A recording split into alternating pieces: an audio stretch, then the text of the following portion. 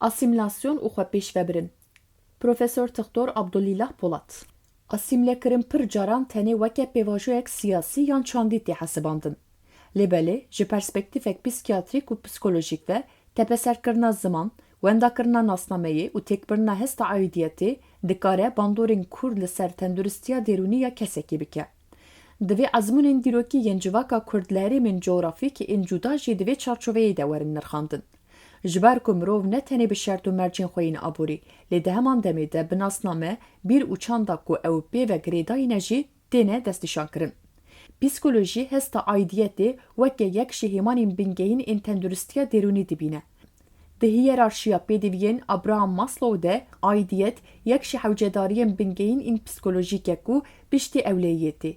Dema ku kesek hestek aidiyetê hîs neke, hestên tenêtî, xerêbî û bêqîmetiyê dikarin zêde bibin. Bi salan e tepeserkirina ziman an înkarkirina nasnameyê di qada giştî de yek ji faktorên girîng e ku vê hesta aidiyetê di nav gelê Kurd de qels dike. Bandora zimanê dayîkê li ser tenduristiya derûnî ji hêla lêkolînên zanistî ve jî hatiye nîşandan. Lêkolînên ku li ser gelên xwecih ên li Kanadayê hatine kirin nîşan didin ku rêjeya depresyon û xwekiştinê li civakên ku zimanê dayîkê hîn ji zindiyê kêmtir e. Ev ji ber ku ziman ne tenê amûrek ragihandinê ye, lê di heman demê de hilgirê bîranîn, hest û nasnameyê ye jî.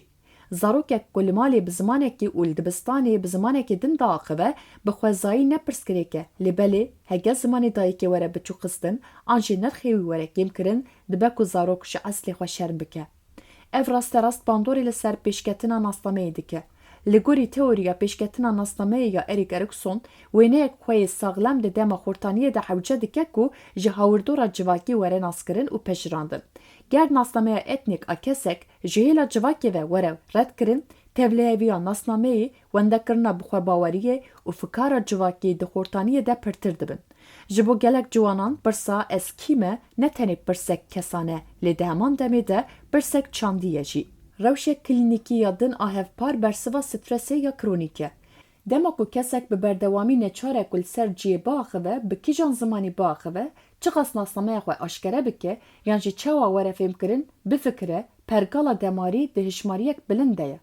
Asta bilind a hormonên stresê yên wekî kortîzolê dikare xetera nexweşiyên xewê, pirsgirêkên kêmbûna baldariyê, nexweşiyên fikaran û depresyonê zêde bike. Bandora trawmayê pir caran ne tenê tekekesî ye, ew ji nifşan ve tê veguheztin. Lêkolînên li ser malbatên cihû yên piştî holokostê di nav xweciyên Amerîkî de û gelek civakên ku sirgûn dîtine nîşan didin ku trawma bi rêya şêwazên tevgerê yên dê û bavan, çanda bêdengiyê û helwestan ji bo zarokan tê veguheztin.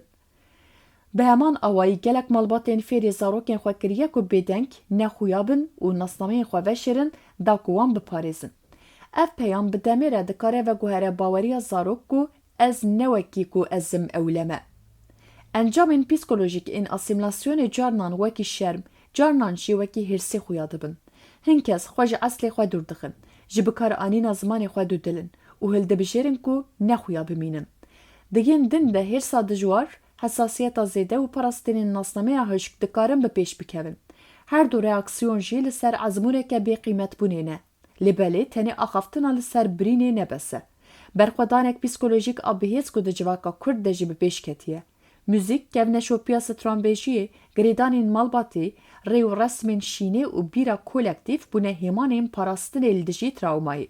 Psikolojiya trawmayê ya nûjen bi awayekî zelal bandora şîfayê û kapasîteya çêkirina wateyê ya girêdanên civakî nîşan dide. Çand ne tenê hemaneke ku rabirdûyê hildigire, lê di heman demê de amûrek ji bo şîfaya giyanî ye jî. Di encamê de Pirsgirêka Kurdî ne tenê nîqaşek siyasî ye, ew di heman demê de meseleyek tenduristiya derûniya civakî, trawmaya nifşan a navbera nifşan û rûmeta mirovan e. Şîfaya psîkolojîk a girseyan tenê dema ku zimanên wan were naskirin, li nasnameyên wan were rêzgirtin û zarokên wan bê şerm mezin bibin mimkun e. Ji ber ku mirov tenê dikarin bikêjin tevahiya psikolojîk dema ku ew wekî ku ewin werin pejirandin.